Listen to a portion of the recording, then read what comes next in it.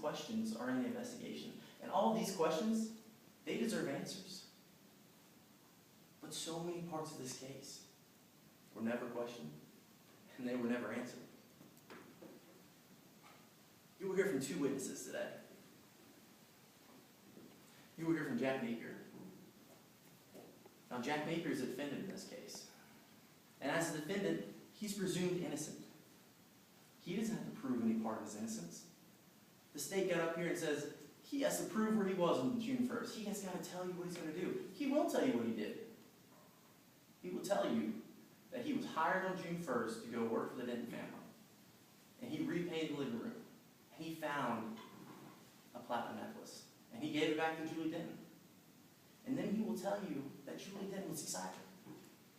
But soon this excitement turned to anger. She rushed upstairs and had an argument with her 21-year-old daughter, Pamela Denton.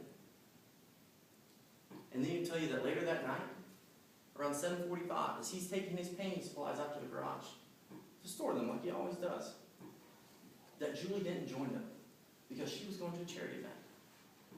And that they had a conversation there. And that, yes, ladies and gentlemen, Jack Napier told Julie Denton that he loved her. That he had feelings for her. But then they went home. He took the bus home. And she parted ways. Now, ladies and gentlemen, you will hear about this love from Jack Napier.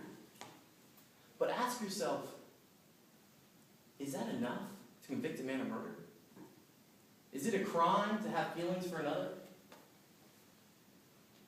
And was it just easy for the state to start with an answer that this handyman who loved a woman murdered her? And then you will hear from a second witness today, Dr. Chase Meridian.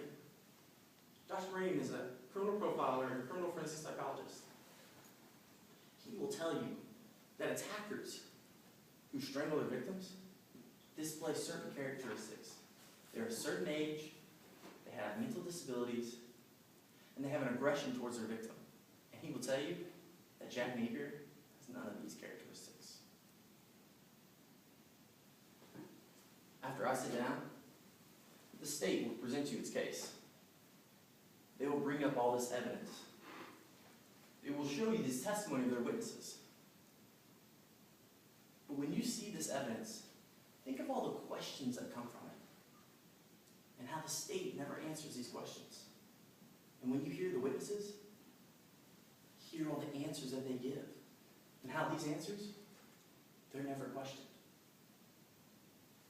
And you will see, ladies and gentlemen, how it was so easy for the state to start with an answer and not really question who actually committed this crime. They never answered that.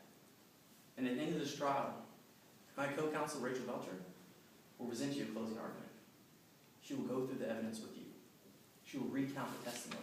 And she will ask you to do what the state did, to question all of it, and to come up with your own answers. But I know that there's one answer you will come up with, and that is Jack Napier